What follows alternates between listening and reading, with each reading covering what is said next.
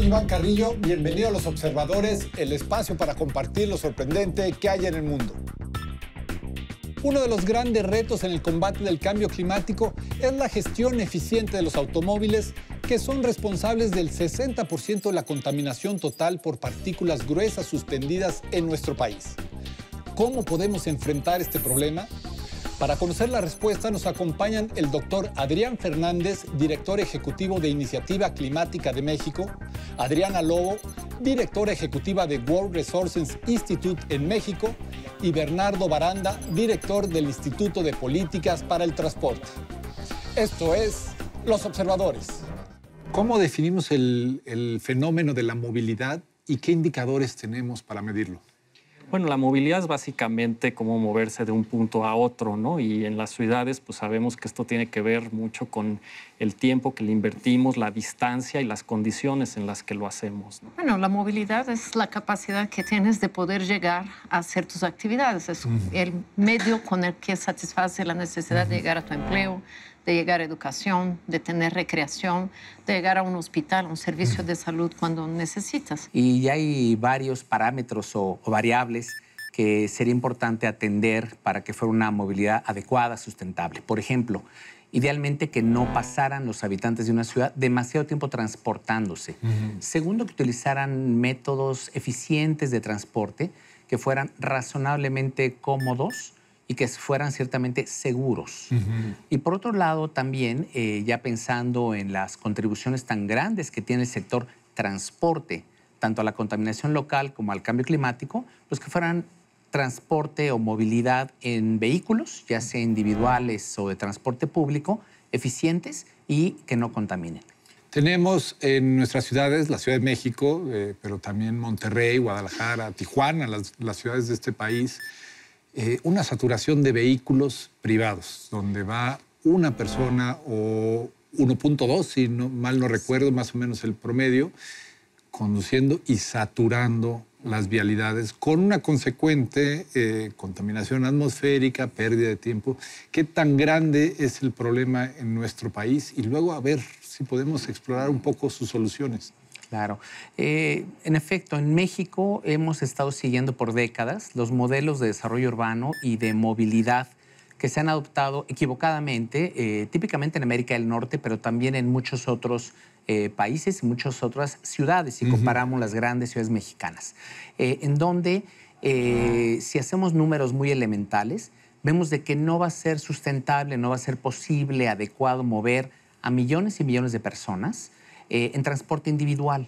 Simplemente no sale la aritmética, pero tenemos renuencia, tenemos resistencia a abandonar el esquema de aspirar a un vehículo individual, a un automóvil. Pero además sigue creciendo el número de vehículos, ¿no? En efecto, desafortunadamente no hemos logrado parar este fenómeno, le llama motorización, en donde empieza a aumentar, sigue aumentando el número de vehículos por un cierto número de habitantes, ¿no? Una tasa. La flota vehicular se viene duplicando más o menos a cada 10 años, o inclusive más que duplicando.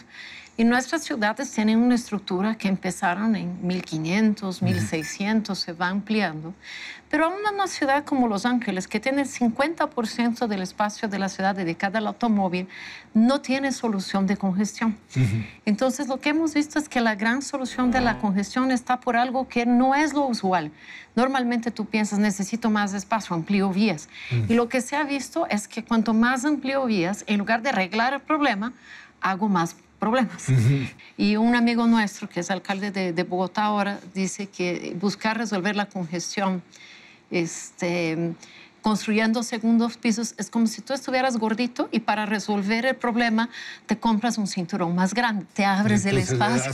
Claro, una muy buena analogía, claro. Te sientes cómodo un ratito, pero en verdad te estás dando... Pero un ratito muy pequeño. Muy pequeño. Entonces, la solución viene mucho por el lado de crear alternativas que optimicen el uso del espacio, el uso de la energía, pensar primero en las personas y después en los vehículos en términos de movilidad.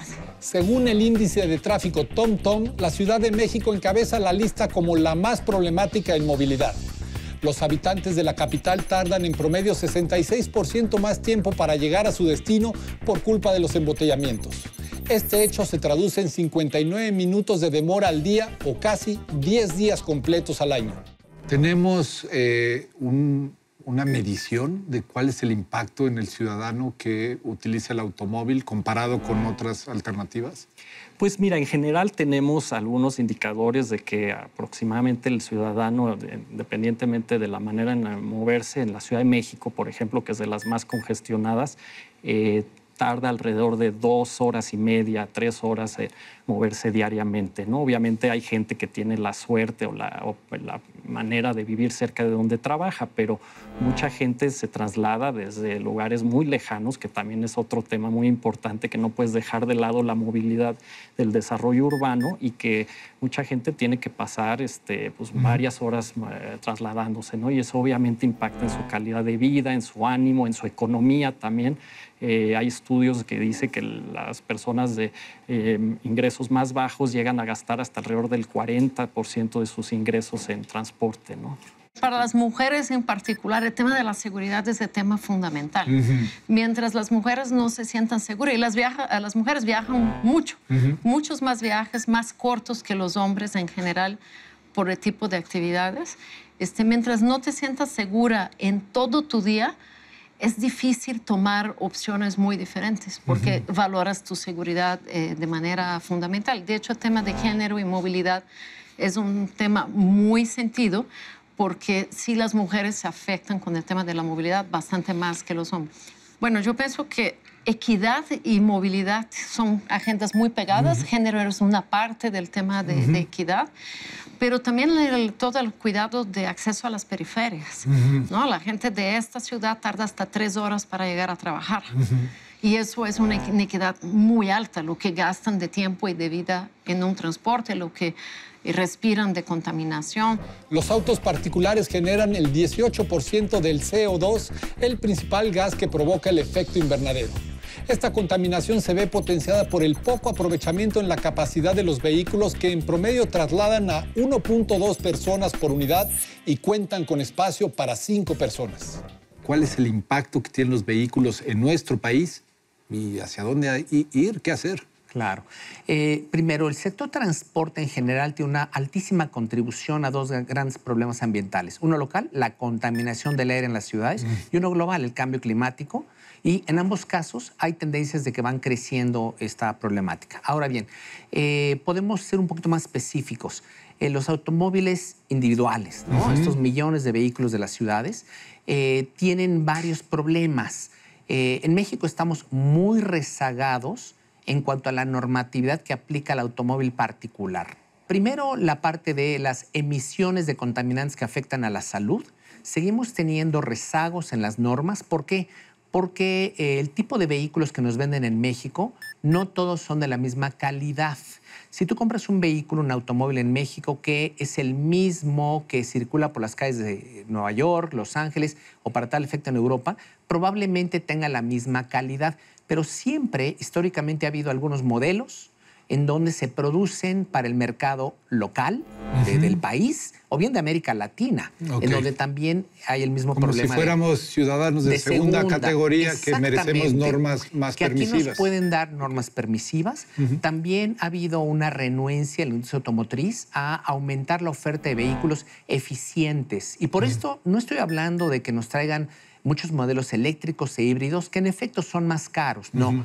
Muchos países, hace más de una década, que aumentaron la oferta de vehículos compactos y subcompactos limpios. Entonces, eficientes y limpios antes de dar el paso a los híbridos y a los eléctricos. Según el INEGI, México contaba con 30.089.000 automóviles en 2015, de los cuales 29.500.000 son vehículos privados. El parque vehicular de la zona metropolitana de la Ciudad de México aumentó de 3.7 a 9.5 millones. Tendríamos que radicalizar de alguna manera el control de los automóviles o fomentar transporte público. ¿Cuál sería el camino? Mira, desafortunadamente, en todos los países que han logrado los cambios importantes en términos de cambio de transporte privado a transporte público, se ha tomado acción también para restringir el uso del auto. El puro fomento ha tenido resultados muy bajitos, porque el auto no tiene solo la cuestión de qué tan rápido te lleva. El tema de la velocidad es importante, el tema de qué tan rápido llegas, pero el hecho de que estés aislado, que tengas un espacio público, que puedas escuchar tu música en privado, eso cuenta también. Claro. Y hemos visto que es muy difícil mover una persona que está acostumbrada a tener toda la flexibilidad del automóvil a otro tipo de opciones. La bici es bastante atractiva, la verdad, sí es segura, pero transporte público y a distancias más grandes es mucho más complicado, a no ser que el costo personal de llegar en transporte público sea más bajo que el llegar en auto. ¿Cómo se hace? Cerrando algunas calles, restringiendo acceso, cobrando el estacionamiento. El estacionamiento es una herramienta poderosísima para poder empezar a regular. Si uno va a una ciudad como Madrid, intenta estacionarte en el centro. Es muy caro, es muy complicado, hay poco estacionamiento. Entonces, si tú vas al centro, tú dices, no, ¿para qué uso mi auto? Y pasas a usar transporte público. Entonces, yo diría, las personas son muy racionales, tú eliges lo que te conviene. Sí, claro. Entonces, construye las ciudades y sus regulaciones para que el resultado colectivo sea un mejor resultado que el que tenemos hoy. Es política pública aplicada de manera casi pura lo que nos va a ayudar a caminar más rápido. Yo creo que tenemos que administrar mejor lo que ya tenemos y sí tener una visión. Desde luego se necesita política pública, se necesitan incentivos, se necesita dejar al sector privado y de innovación que también ayude a generar opciones. Finalmente la Ciudad de México, dentro de todo, a pesar de su complejidad, tiene muchas cosas que ofrecer y se ha ido reinventando. Y ahí está el caso de los ciclistas que hace 20 años pues eran mucho menos de los que hay hoy en día. Se necesita un buen gobierno, se necesita transparencia y que las tecnologías y las políticas probadas en algunas partes del mundo, como sistemas de transporte público eficiente, no contaminante, se les dé prioridad y no seguir priorizando al automóvil privado. Tenemos todo para que las buenas políticas florezcan en México y demos un viraje con respecto a lo que ocurrió en el pasado. El problema del tráfico propiciado por los embotellamientos no es un asunto exclusivo de México. Según el índice de tráfico TomTom, a la capital mexicana le siguen Bangkok en Tailandia, Yakarta en Indonesia y Chongqing en China como las urbes con más congestionamientos viales en el mundo.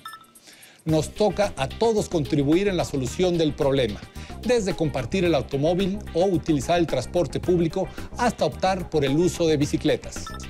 Los observadores, el espacio para compartir lo sorprendente que hay en el mundo.